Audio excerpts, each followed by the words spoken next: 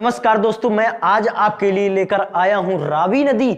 और रावी नदी को आप पहले से जानते हैं कि यह सिंधु की एक सहायक नदी है।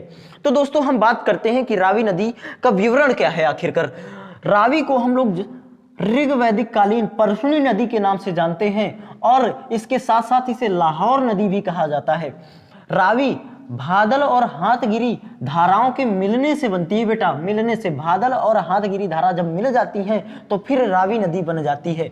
आगे देखेंगे कि इसका उद्गम कहाँ से होता है, तो उद्गम इसका रोहतांग दर्रे से होता है। दोस्तों यहाँ पर आप देख पा रहे होंगे यह रोहतांग दर्रा है। यह रोहतांग दर्रा किस श्रेणी में है, तो यह रोहतांग दर्रा धौलाधार श्रेणी में है बेटा। धौलाधार श्रेणी में है, धौलाधार श्रेणी में। आगे दोस्तों हम बात करेंगे कि यह धौलाधार श्रेणी से निकल रही है और यह नदी किन दो रेंज के मध्य बहती है, तो दोस्तों यह धौलाधार और पीर पंजाल रेंज के मध्य बहती है। यह आपकी धौलाधार रेंज हो जाती है और यह आपकी पीर पंजाल रेंज हो जाती है। तो इस तरीके से धौलाधार और पीर पंजाल रेंज के मध्य बहती है। दोस्तों अब देखिएगा कि यह किस रेंज पर गार्ज बनाती है, तो यह धौलाधार रेंज पर गार्ज बनाकर दक्षिण की ओर मुड़ती है, दक्षिण की ओर मुड़ जाती है। दोस्तों यह पंजाब में किस स्थान से प्रवेश करती है, तो यह माधोपुर खेड़ी से पंजाब में प्रवेश करती है। और दोस्तों यह गुरदासपुर जिला, यहां पर पड़ने वाला गुरदासपुर जिला और यहां पर पड़ने वाला अमृतसर जिला, इन दो जिलों से होकर बह रही है यह नदी। और दोस्तों कि यह यहां पर भी सीमा बना रही है और यहां पर भी सीमा बना रही है। दो जगह गुरदासपुर और इसके साथ साथ अमृतसर जिलों में यह सीमा रेखा बनाती है और यह सीमा रेखा अंतरराष्ट्रीय सीमा रेखा है, भारत और पाकिस्तान की अंतरराष्ट्रीय सीमा रेखा है। दोस्तों अब देखते हैं दोस्तों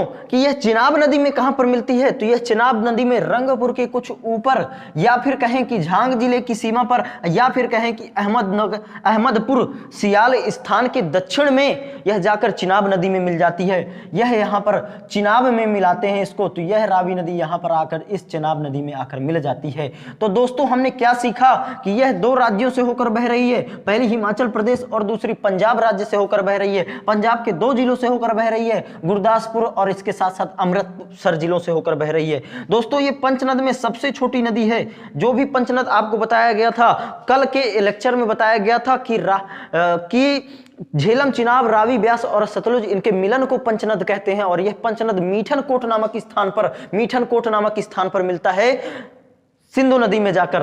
तो दोस्तों ये पंचनद की सबसे छोटी नदी है। और दोस्तों क्या आगे बात रहेगी कि इसकी सहायक नदियां कौन सी हैं, तो सहायक नदियों में चिड़चद, छत्राणी, बोढ़िल, सेउल, इसको बूढ़िल भी कहा जाता है बेटा, तो सेउल, इसके साथ साथ सैवा और तांतगारी नदियां, यह सब इसकी सहायक नदियां हैं, रावी की सहायक नदियां हैं। दोस्तों तो रावी भी एक नदी है जो अंतरराष्ट्रीय सीमा रेखा का निर्धारण करती है और इसके साथ साथ एक अंतरराष्ट्रीय नदी है, अंतरराष्ट्रीय नदी है, क्योंकि यह भारत और पाकिस्तान दोनों ही क्षेत्रों में बहती है।